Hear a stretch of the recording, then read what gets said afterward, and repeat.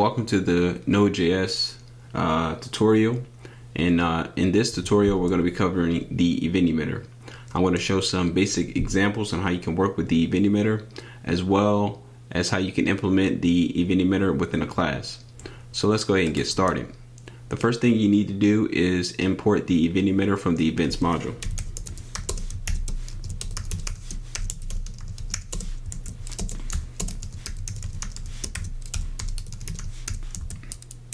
Once you have the class imported, you can create an instance of the class and begin using some of the methods.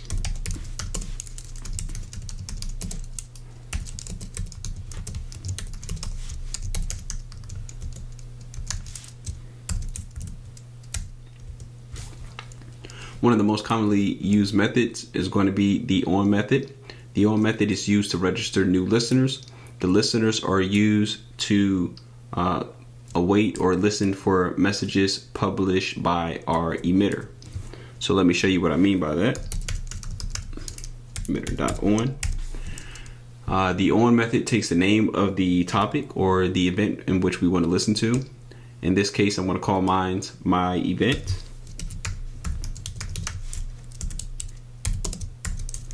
And the second argument is going to be a callback function that we want to run once we call this listener.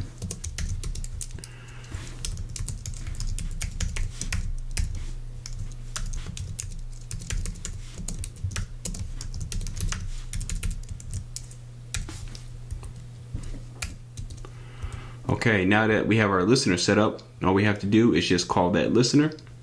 To do that, we can use the emit method.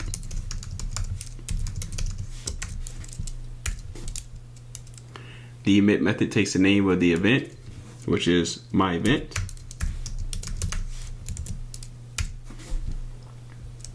And that's it. If we run this program here, we should see running my event ... within the console. There we have it. Okay, so this is the Node.js EventEmitter right out of the box. Let's add a few more listeners here.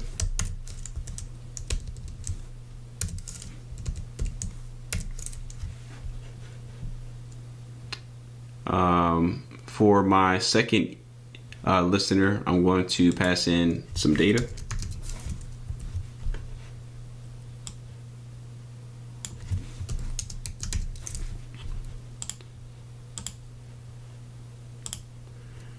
For my third listener, it's going to be, for my third listener, I want to create a new one called another listener, or another event. And that's it. All I have to do is create my data.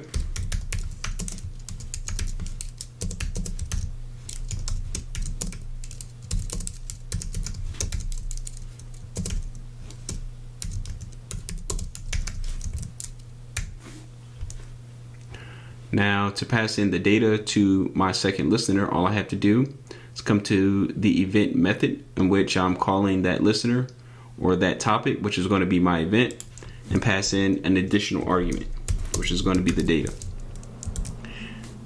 For another event, all I have to do is just call that listener. And of course, we use the emit method.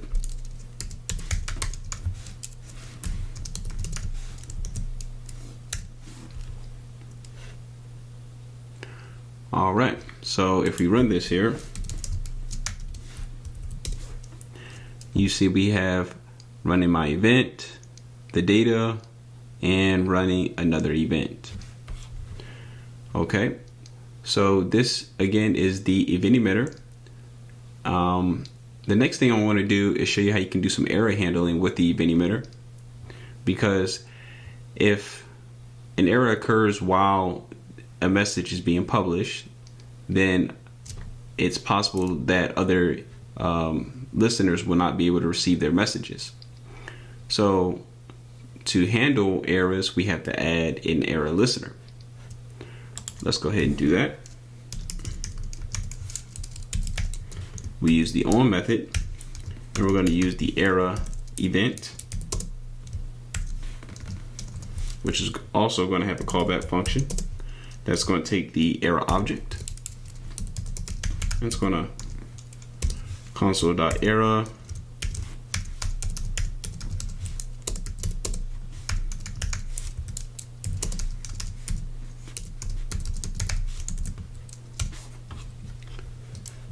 Now, we have that set up.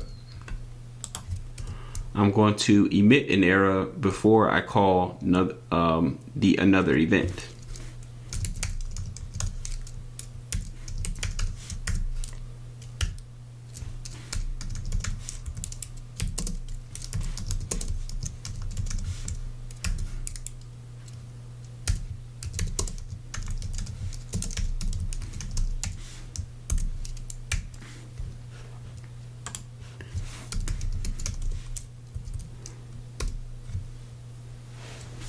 Okay, in the console we have running my event, we have the data, received an error, and we also have running another event. Now, if I comment out this error listener, another event will not be able to publish its message because the process has crashed.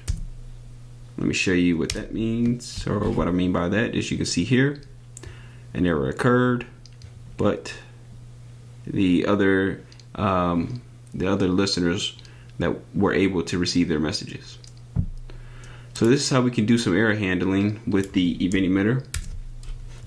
Now I'm going to show you how you can use the event emitter in a more realistic scenario within a class object. For the sake of simplicity though, I'm going to go ahead and create the class within this same file right here, right under all this code. I'm going to create a class called heart, which is going to extend the event emitter.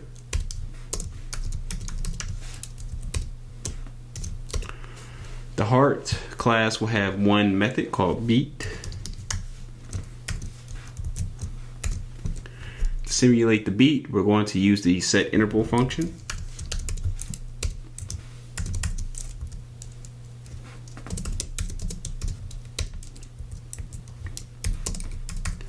And we're going to let our heart beat for every 1 second or 1,000 milliseconds.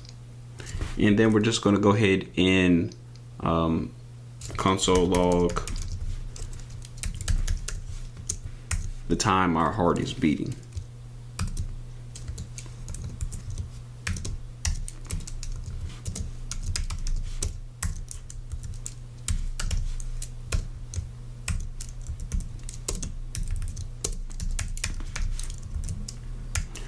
All right, and so to set up to get this to work, we need to use the emit method.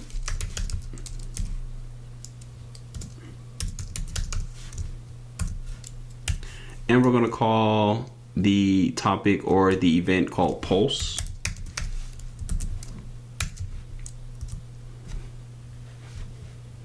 Right? And so this is our beat method. Now all we need to do is come down here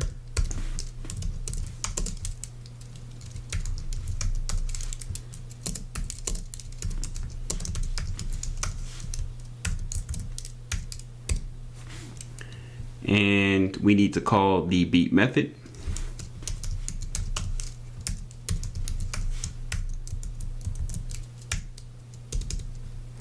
And we can just register a listener for the pulse event.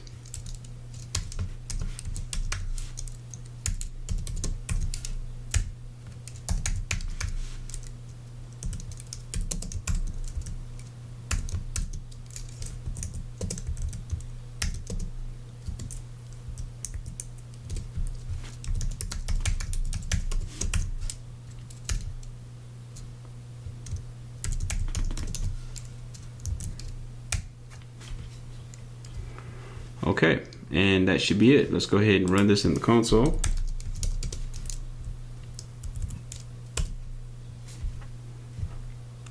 And there we have it. And so this is the Node.js EventEmitter. Some very basic examples. Again, the EventEmitter has a ton of built-in methods that you can use right out of the box. If you would like to know more about those methods, definitely head over to the Node.js documentation and check them out. That's it. Yeah. If you found this video helpful, definitely leave a like and subscribe to the series. I have a lot more videos coming that are going to be covering various topics on Node.js and JavaScript. All right. Thank you. Have a great day.